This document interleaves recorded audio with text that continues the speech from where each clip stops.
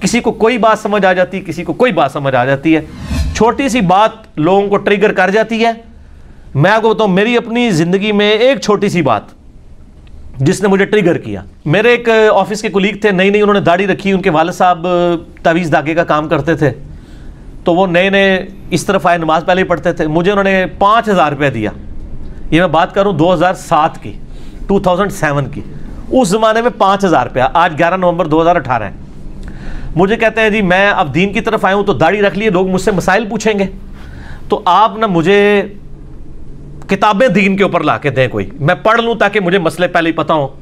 تو سارے ہم بھی بابی تھے اس وقت، ٹھیک ہے نا، تو میں نے جناب ان کے لیے بار شریعت خریدی، اچھا جی اس طریقے سے ملفوظات اعلیٰ حضرت، احکام شریعت، قرآن حدیث نے ان کو خرید کے دیا، کیونکہ یہ تو ظاہر ڈائریکٹ پڑھنے سے انسان گمراہ ہو جاتا ہے نا، سمجھا کرو نا، تو یہی کہہ رہے ہوتے ہیں نا، ہم بھی یہی کہتے تھے۔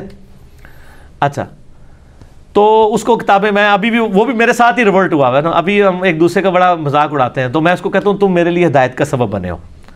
ہوا یہ کہ وہ اس ملفوظات اعلیٰ حضرت میں وہ عبارت آتی ہے نا کہ نبیوں کی بیویاں قبروں میں پیش کی جاتی ہیں، ان کے ساتھ شباشی کرتے ہیں، نعوذ باللہ۔ یہ عبارت نا اس نے کہیں پڑھی، تو بیچارہ دنیا دار بندہ تھا، اس نے انڈر لائن کر لی۔ اگلے دن آفس میں آ کے مجھے کہتا ہے یار یہ منو کیڑی کتاب تو لے کے دیتی ہے اللہ دے بندے، دیکھ دیکھ کیا لکھا ہے؟ میں نے کہا کیا لکھا ہے؟ کہنا نہیں پہلے مجھے بتاؤ، اگر کوئی کہے کہ نبیوں کی بیویوں کو قبروں میں پیش کیا جاتا ہے ان کے ساتھ شاباش، میں نے کہا استغفر اللہ، اتنی گستاخانہ بات لکھی ہوئی ہے؟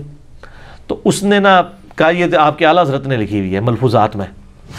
مسئلہ 71B ہے میرا، انڈیا اور پاکستان کے بزرگوں کی 19 گستاخانہ عبارات کا تحقیقی جائزہ، جو سر سینکڑوں نہیں ہزاروں لوگوں کی اصلاح کا سبب ایک لیکچر بنا ہے الحمدللہ۔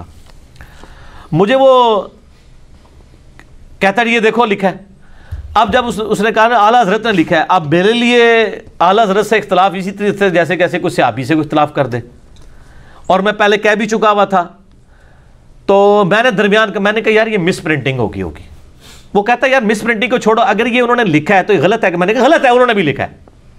بس سر یہ ایک قبولیت کا لمحہ تھا، اللہ نے میری بات سن لی کہ میں غلط کو غلط کہنے کی جرت رکھتا ہوں۔ جب پہلی دفعہ میرے سامنے آیا، میں کتنے دن پریشان رہا کہ یار اتنے بڑے بڑے بزرگ بھی غلطیاں کرتے ہیں، تو میں نے پھر تحقیق شروع کی۔ اسی دوران میں نے قرآن حکیم کا ترجمہ جو ہے نا پری ڈیٹرمنٹ رزلٹس کے بغیر پڑھنا شروع کیا، آہستہ آہستہ آہستہ آہستہ چیزیں سمجھ آنا شروع کی، اور آج آپ دیکھ رہے ہیں کہ پوری دنیا میں انجینئر ہو رہی ہے۔ اس لیے نہیں کہ میری کو تعریف کر رہے ہیں، اس لیے وہ کہتے ہیں یار ایک ایڈی شے آ گئی ہے۔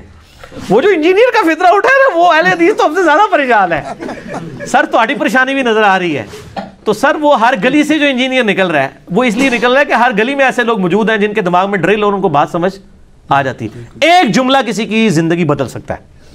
آپ دیکھیں نا، اوس اور خزرج کی جب لڑائیاں ہوتی تھی یہودیوں کے ساتھ، یہ جنگجو لوگ تھے، ہمیشہ جیت جاتے تھے، تو یہودی کہتے تھے بچو جی اونٹتے تسی جیت جاندے ہو، جب آخری نبی آئیں گے نا ہم ان کے ساتھ ملیں گے، پوری دنیا کو فتح ہم کریں گے، تو پھر ہمارا مقابلہ تم نہیں کر سکو گے۔ یہ یہودی ان کو تڑی لگاتے تھے۔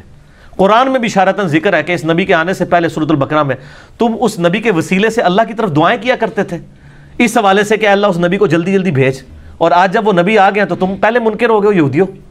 اچھا، اب جب اوس اور خزرج حج کرنے کے لیے گئے نا مکہ اور مدینے، مکہ شریف مدینہ شریف سے، وہاں ان کو پتہ چلا کہ ایک پیغمبر ہونے کا دعویٰ کر رہا ہے شخص محمد ابن عبداللہ، اور نبی علیہ السلام بھی مشرکین عرب کے خیموں میں جا کے ان کو اللہ کی بات کرتے تھے۔ حج کے موقع کے اوپر چونکہ پورے عرب سے لوگ آتے تھے، حضور کہتے تھے چلو یار انہوں نے میری بات نہیں سنی، یہی سن لیں۔ جس طرح ہم کہتے ہیں چلو یار جہلم کے لوگوں نے سنی، ہم یوٹیوب پہ ویڈیو بنا کے ڈال دیں، تو پوری دنیا نے سن لی، اب جہلم والوں نے بھی دیکھا دیکھی سننی شروع کر دی۔ اینڈ پہ جس طرح فتح مکہ کے بعد اہل عرب نے بھی اسلام قبول کر لیا، تو نبی علیہ السلام کہتے ہیں چلو یار یہی میری بات سن لیں۔ اور ابو لہب خبیث پیچھے پیچھے چلتا تھا، وہ کہتا تھا یہ میرا بھتیجا ہے، یہ پاگل ہو گیا، اس کی بات نہ سنو۔ نبی علیہ السلام پھر بھی ڈٹائی کے ساتھ بات کرتے جا رہے ہیں، پورے ڈٹے ہوئے اپنے اس حق کے اوپر۔ تو وہاں پہ اوس اور خزرج نے جب سنا نا، انہوں نے کہا یار یہ تو لگتا ہے وہی نبی ہیں جن کے بارے میں یہودی ہمیں تڑی لگاتے تھے کہ ہم اس کے اوپر ایمان لائیں گے اور ہم پوری دنیا پہ قبضہ کر لیں گے۔ تو انہوں نے کہا پہلے اس سے کہ یہودی ان پر ایمان لائیں، ہم کیوں نہ مسلمان ہو جائیں۔ وہ ہدایت جو ڈائریکٹلی یہودیوں کی کتابوں میں تھی، وہ انڈائریکٹلی اوس اور خزرج کے لیے اسلام قبول کرنے کا سبب بن گئی، اور یہودی مر گئے۔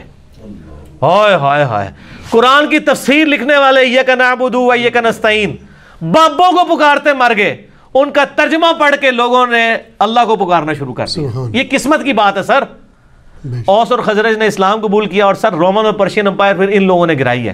اوس کے سردار تھے سیدنا سعد ابن معاذ، سعد ابن معاذ، جن کے بارے میں بخاری میں حدیث ہے اللہ کا عرش بھی ہل گیا ان کی وفات پہ۔ غزوہ خندق پہ ان کو تیر لگا تھا نا، عمر سیریز میں سر انہوں نے وہ منظر فلمایا ہے، تو وہ رگ جاری ہو گئی تھی ان کی، تو اسی پہ ان کی شہادت ہوگی۔ اور سعد ابن عبادہ وہ خزرج کے سردار تھے جو 155 اصحاب صفہ کا کھانا ان کے گھر سے روزانہ جاتا تھا، ٹھیک ہے۔ حضرت ابو دردہ، حضرت ابو ہریرہ، ان لوگوں کی فائنینشل سپورٹ کرنے والے حضرت سعد ابن عبادہ تھے رضی اللہ تعالیٰ عنہ۔ تو سر ان لوگوں نے بات کسی اور کو سمجھائی گئی، تبدیلی کہیں اور آ گئی، بک کہاں اور تھی، تبدیلی کہیں اور آ گئی۔